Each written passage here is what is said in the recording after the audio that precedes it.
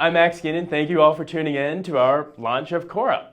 This is really our first foray into the actual 911 side, where we're starting to provide real-time guidance on 911 calls to call takers to drive the best outcomes.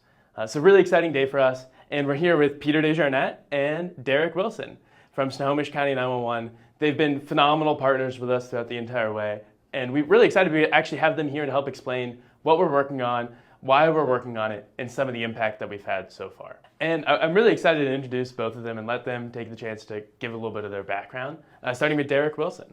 My name is Derek Wilson. I'm an operations manager at Snohomish County 911. We're a consolidated 911 center. We service the entire county, about 1 million population, 800,000 calls a year, emergency and non-emergency, with over 40 police, fire, and EMS agencies. We consolidated in 2018. And I've been here for about 17 years, about 10 years as a telecommunicator, dispatcher, supervisor. My name is Peter DeJarnette. I am a shift supervisor here at Snohomish County 911. I was hired in 2017, so just prior to consolidation, and I got to experience that process. I've been here about coming up on 9 years now, and I promoted in 2021. And over the last few years, I've had the chance to grow in my career here. And last year, had the opportunity to start working with Aurelian on their non-emergency call processing, and now here we are today. So honestly, the relationship with Snow is very near to my heart. A lot of it's because Derek was actually the first person that I really ever spoke to in 911. I think I cold called him in like September of 2023, just trying to learn about the space more generally. And it led into, not to overstep, maybe I'd call a friendship at this point. Where we've worked together for a while, really just trying to do things together that we can do to make the lives of telecommunicators better. And so Derek, can you tell a little bit about that cold call and why you even answered me? I have to answer the phone, so I answered it. I didn't have to call you back, that's true, but I do remember that day actually. I was eating my lunch at my desk and the phone rang. I let it go to voicemail so I could eat, and then I listened to it, and you called about with a potential solution or offering for a problem that I was currently working through, and that was trying to get a handle on a non-emergency line. We've had a 90% increase in calls over 5 years to that line, and we're trying to get the community to recognize that phone number and when to use it. But with that growth, we were seeing longer hold times and having, I'd say, a struggle trying to adapt to that and account for it. So it was a problem that was worth looking into, and I was already started with. So yeah, I called you back and we talked it through. And for that actual effort, we still kind of ended on a little bit of a disconnect. You were a little too forward thinking, even for what I consider myself to be pretty innovative. But at the end of the day, we're just past our year of live with the AVA non-emergency call handling, and about 200,000 calls answered, and 100,000 of those automated through Aurelian. So it's been a pretty amazing year. And what's that been like for your team and your staff? I think for the team, the staff, and the community, it's a win all the way around. Those calls are still getting answered. They're getting answered without a hold time. It's also requiring less calls to have to be answered by the staff out there doing it. So I'd say it really was a win from all areas of it. So probably my favorite part about the partnership with Snow 911, beyond getting the chance to work with Derek and Peter and the rest of the amazing team, so they're actually 30 minutes away from us. And I remember when Derek first started talking to me about this, he framed it as like a blessing. And he's like, oh, we're gonna get this great white glove service. I think it's probably evolved into a little bit more of a curse. Now, it's nice we send all of our software engineers here. Part of that, I think one of the things that was always impressed on me early on was just how hard it is to be a call taker. Like from the expectations, from really just the day-to-day life of it, right? You imagine, you're 8 to 12 hours a day, you're sitting there, you're demanded to be perfect. Kind of like Max spoke about, the expectation that we place on our call takers is quite high. We have a strong drive to provide a level of service to the community and a level of service that takes care of their needs in the moment. Because of that, we have 1,000 pages of policy that we've built out to provide guidelines and resources to the call takers to be able to know how to handle the calls as they come in.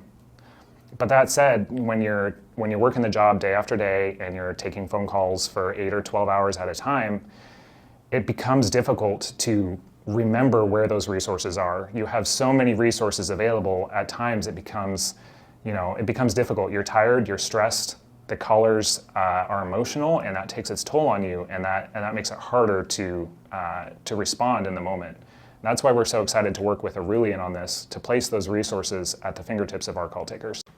And kind of with that in mind, one of the things that the Snow team had kind of brought to us was, hey, you guys are already transcribing these non-emergency calls for the automation piece. Why don't you start transcribing 911 calls? And one of the things that I like a lot about this relationship is I think we have enough trust that we're willing to tell each other no. And one of the best parts about being a vendor is I get to go to centers across the country and see the tools that they're using. And one of the things that became kind of recurrently true was all of our customers who were using a transcription service, you'd go out on the floor and you'd look at their call takers, and none of them would be looking at the transcript. The transcript wasn't actually helpful for them to make the right decisions and drive the right outcomes. And that kind of led us, Derek and I, to kind of go back to the drawing board of like, what can we do to help drive these outcomes? Yeah, and I think the transcript plays a very important role in the foundation for being able to take that and then stem from that some sort of live guidance or assistance tool. It just felt like the market had gotten to the transcript phase and stopped. And then, like you said, it just wasn't really being utilized and wasn't, I'd say, worth that effort. So when we were talking that through about how that could really play out, I said, how about we take that transcript and we do something with it? Something tangible, something like live guidance that can help you remind you of something you've forgotten so far in the call, or help just get you a resource that you need to go look for right in front of you without having to go and source it. That level of extra approach really was something that was taking that transcription and making that a value.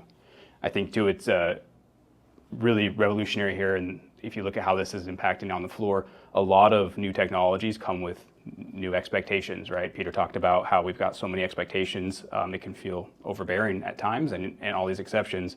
Every new piece of technology inherently comes with a new workflow, a new thing you have to remember. Those just add more expectations. This has been exciting so far because this is kind of one of the first tools that it only helps them achieve the expectations they already have easier, better, with less stress. This isn't something that's completely giving them yet another task to do. And I feel like we've talked a lot about it. Let's actually just show how it works. All right. 911, what is the address of your emergency? It's a Safeway parking lot off Highway 99. Linwood. I locked my keys in my car. There's two Safeways in Linwood on Highway 99. Which one are you at? 148.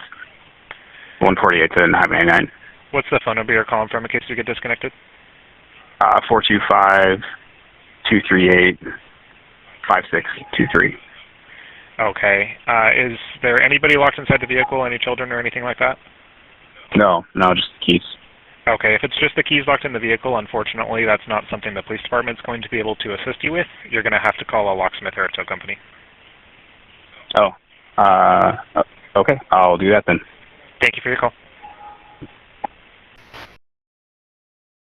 Another, awesome part of this technology is that everybody talks about that single pane of glass. That's kind of a buzzword right now, and every new technology or every vendor has their platform or their dashboard, and they're struggling to become somebody's pane of glass, single pane of glass. And realistically, CAD is the ultimate single pane of glass that you simply aren't going to be able to replace.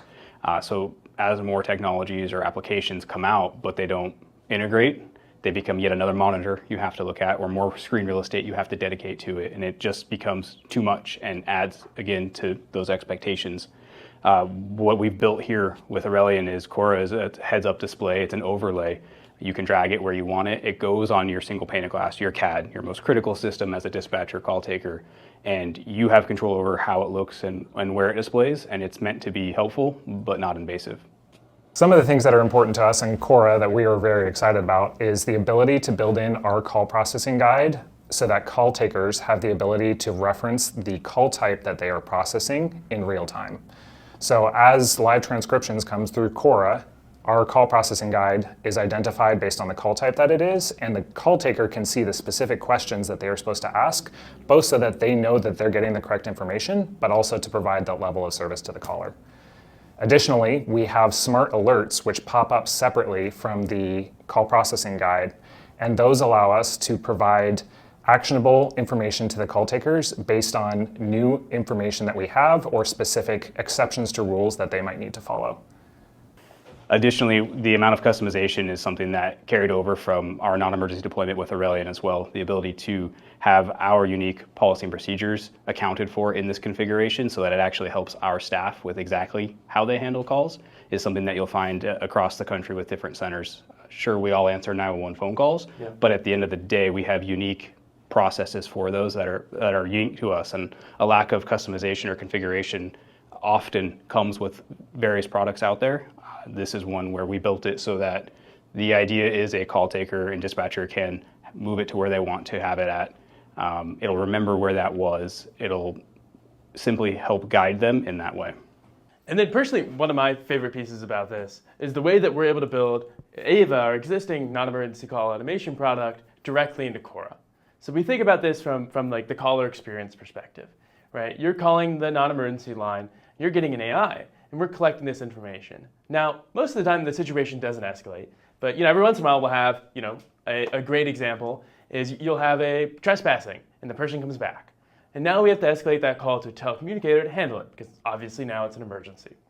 One of the beauties of Cora and Ava working together is we can seamlessly pass that information from the non-emergency line, from Ava, directly into the call taker that's taking it. And what that really yields for us is kind of a seamless experience so that Peter isn't having to ask the same questions. Peter knows the answers to them already. 911 non-emergency line. How can I help you? Hey, I just wanted to report something. There was someone walking around in my yard about 10 minutes ago. I wasn't sure if they were lost or what, but hold on. They're actually still out there. I actually think I need someone to come out here. Can you send someone to help? Please stay on the line while we transfer you to a dispatcher, or you may hang up and dial 911. 911, what is the address of your emergency?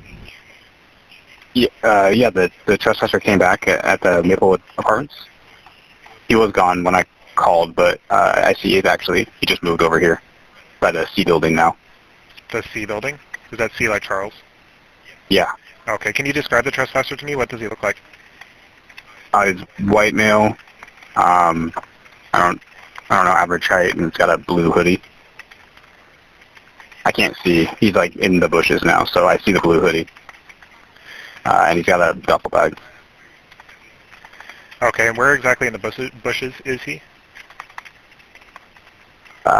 There's bushes like right next to the door to the C building.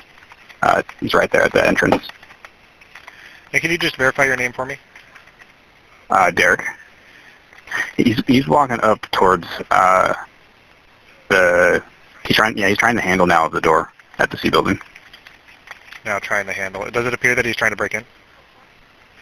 No, I think he's just trying to see if it's open, but you need a key card to get in there, so I think he's trying to tailgate after someone maybe. Okay. And are you going to be at that address for contact? Yeah. I'm watching from my apartment window. Okay, I'll go ahead and request that deputies respond out there. If anything changes before they arrive, go ahead and give us a call back. Okay. Thank you for your call, Derek. For us, one of the things that we wanted to be really narrowed in on was that we were never going to launch something that wasn't real. So we started testing this back in early November, taking real live 911 calls with Cora. And it's been really exciting to see some of that early impact. And Peter's actually been one of the ones who's been doing a lot of the testing and seeing a lot of the impact ahead of our go live. And so I'll let him talk about this. Thanks, Max. Like you said, we have experienced some early impacts, and I just wanted to touch on a couple of those. Something for us is we get a lot of callers who get locked out of their vehicles, and dispatching for an entire county, we have such a large number of police agencies that whether or not they are able to handle those types of calls varies based on where you're calling from.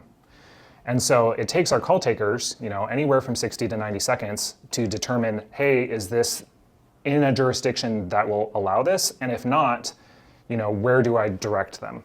And so we've seen with Cora that we are able to pop up those resources immediately, both to identify, hey, this is a jurisdiction that allows for this, or hey, here's where the caller needs to be sent. No, I 100% agree. I think for us, what I was really excited about was this idea of could we make that over-the-shoulder trainer that provides those maybe non-intrusive, casual recommendations and helps make sure that everyone's on the right path and guides them on the right course, right? And I think one of the things that we've kind of seen recurrently is that a lot of this QA is done after the fact. which is great if you pair it with great training, right? If you're able to actually pair it with training, you're able to drive better outcomes on a future call. What if we never had to do that? What if we're able to kind of provide those recommendations in real time? What if we're able to kind of stop those situations you were just talking about from becoming a problem? And I think that like what a lot of this stems from, and Peter, you talked a lot about this, I think the expectations of call takers are unbelievable. Like, you know, especially consolidated centers, it actually becomes a little bit harder, right? Like now you have, 17 or 18 different police departments that you're dispatching for, each with their own nuance, each with their own policies. Like that's its own beast. But even just beyond that, right? Like the idea that you're going to be perfect is an impossible demand.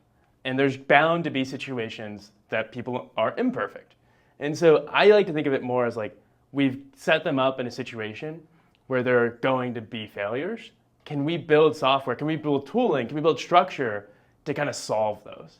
And that's the piece that I think is kind of most exciting for us, is starting to build that framework so that we can drive, in many ways, the best possible outcome on every single call.